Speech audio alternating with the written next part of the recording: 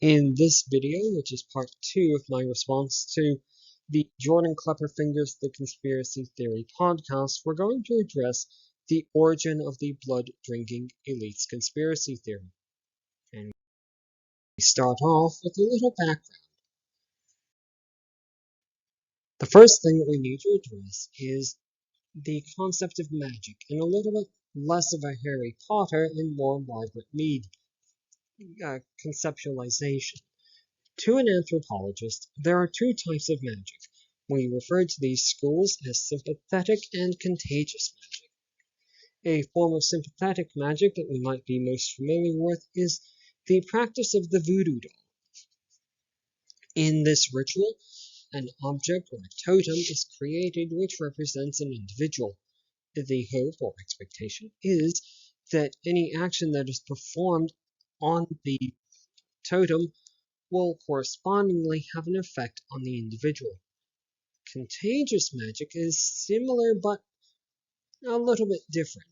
How it works is, in this faith practice, it is assumed that any part of an individual or anything that has had contact with an individual, including their name, maintains some sort of a mystical connection to the person.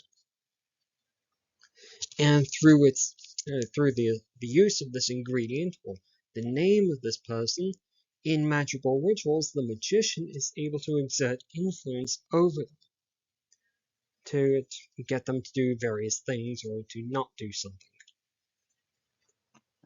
With that out of the way, we now want to address the specific elements of this conspiracy theory and how they are used as symbols. The first one of which we're going to cover is children. Generally speaking, children represent innocence, purity, and the potential for a long life ahead. The second, it seems, most important part of this conspiracy theory is how blood is used, both in a symbolic sense and as a magical elixir. Over the past centuries and in various faith systems, blood is believed to contain the power, mana, if you prefer, or the life force of an individual. It is also generally understood that blood should be inside of a creature, be it human or animal, and not outside them. If it is found outside of the human or animal, that's generally believed to be a bad thing. Now, while it is not a cultural universal, it is generally held that the consumption of blood is a taboo practice, which is to say something that society generally frowns upon. Finally, we are going to discuss or include that blood-related rituals or blood-adjacent rituals are nothing new to human society. They have been blood has been employed as an essential ingredient in offerings to deities, be they in Aztec, Mayan, Greek, or various other belief systems. It's also played an important role in coming-of-age rituals, and it's been used in the induction ceremonies into various secret societies. Finally, in a very blood-adjacent and very symbolic role, it has been featured in the Holy Christian Communion. So now that we've covered all of that, we do want to talk very specifically about the notion of transgressing that taboo. In mythology, we do create specific creatures or monsters that exist only to transgress that taboo. In Western Europe, these might be vampires, whether they be Vampire Toreador or Vampire Nosferat. With that, we'll not get too much into the distinction between those two. It's only important that it be understood that vampires exist only to transgress that taboo. Other examples are Wendigos or various forms of yokai. And it is for the specific reason that these mythological beings transgress the taboo of consuming blood that we refer to them in the generalization as monsters, something that the conspiracy theory attempts to co-opt.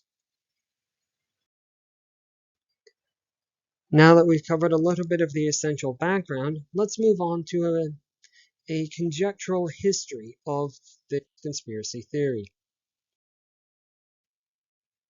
It was asserted in the podcast that a possible index case for the conspiracy theory is in this notion of the blood libel. In all of my research for this video, it has yielded up only that the blood libel is a largely nebulous set of anti-Semitic stories that originated in approximately 12th century Europe. For that reason, it is not likely the index case for the conspiracy theory because it includes only a reference to a secret ritual and it contains no magical purpose other than making a recipe for matzo balls. Apparently, these are very good matzo balls, not necessarily magically delicious. Therefore, it is only considered to be tangentially related to the conspiracy theory. In addition, it is not the first recorded story of its kind. To find that, we need to look a little bit further back, to ancient Rome. Without getting into too much detail, Rome's views on human sacrifice and blood rituals were pretty strict. Any culture that conducted it or engaged in the practice was regarded as uncivilized, that is to say, barbaric. It is in the Gallic Wars, Caesar, Julius Caesar, that we find a specific description of the Celtic religious practices, which includes a reference to an elite group, that is, Druids, using blood in various ways in ritual practices to advance a magical purpose. It is for this reason, because it includes all of the core elements of the conspiracy theory, that I'm going to assert that this is the index case for the blood-drinking elites conspiracy theory, not some set of anti-Semitic stories. We can't ignore the influence of Christianity on the possible development of the conspiracy theory because, obviously, as the Puritan sect existed in the United States, they exhibited an extreme distrust of secret societies and secrecy in general. Christianity also employs rituals that use blood in various symbolic ways. Christianity inherited many of ancient Rome's ideas about the consumption of blood and the use of blood, well, of course, in order to convince those groups to join with or to adopt the new faith system, they adopted some ideas about blood, most specifically the idea of blood as a relic with magical healing abilities, something that we saw during the French Revolution. I know I promised I wouldn't get too deep into the weeds on that, so we won't. We will, in fact, move right along to modern times. It was asserted again in the podcast that Aldous Huxley, the author, and Hunter S. Thompson, father of gonzo journalism, had a contribution to the conspiracy theory.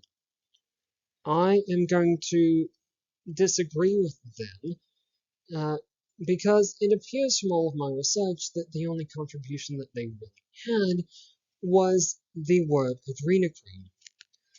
And in all of my research, this word has only appeared in some versions of the conspiracy theory, and so I believe it was only added in a post facto sense.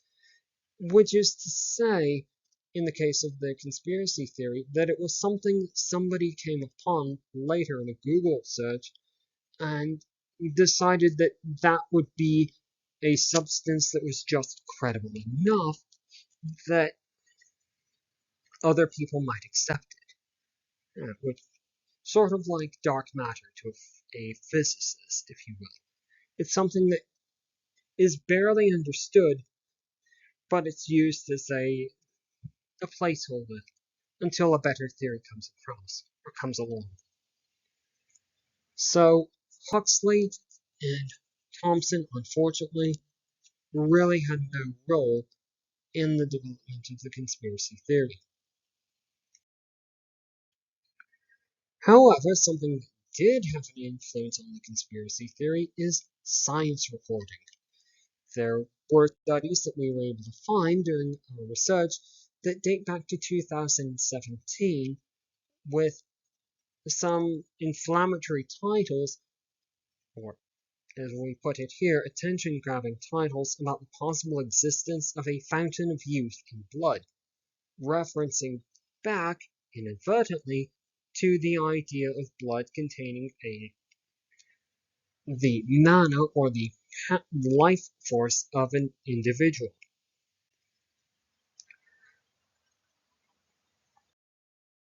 However, as interesting as it is to discuss the misreporting of scientific studies, those do post-date some other potential origins or condensation nuclei, if you will, for the modern conspiracy theory. And the two that we've identified are the alleged dark rituals in Bohemian Grove.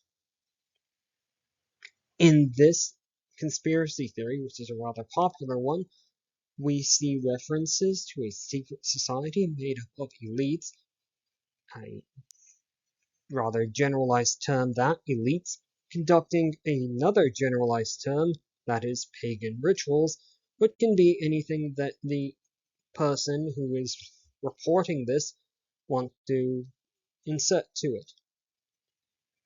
Second, the second condensation nuclei that we find is, rather unbelievably, the episode of the cartoon series South Park, most specifically the episode Return of Chef, which aired in 2006.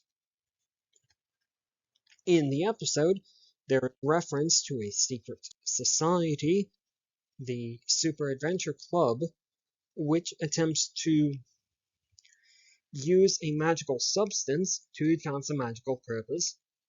In their case, they refer to it as Marlocks. This magical substance is intrinsically tied to children, and as I just said, it grants the magician some special abilities. In this case, I believe it was radical life extension.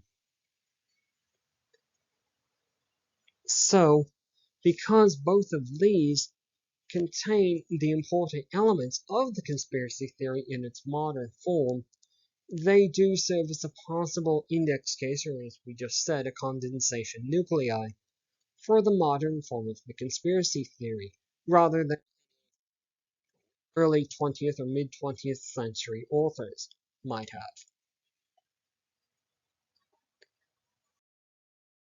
So now that we've sort of addressed where the mythology comes from and where it might have coalesced into its modern form, that's going to leave us with one final point, and that is the question of what can we do about it.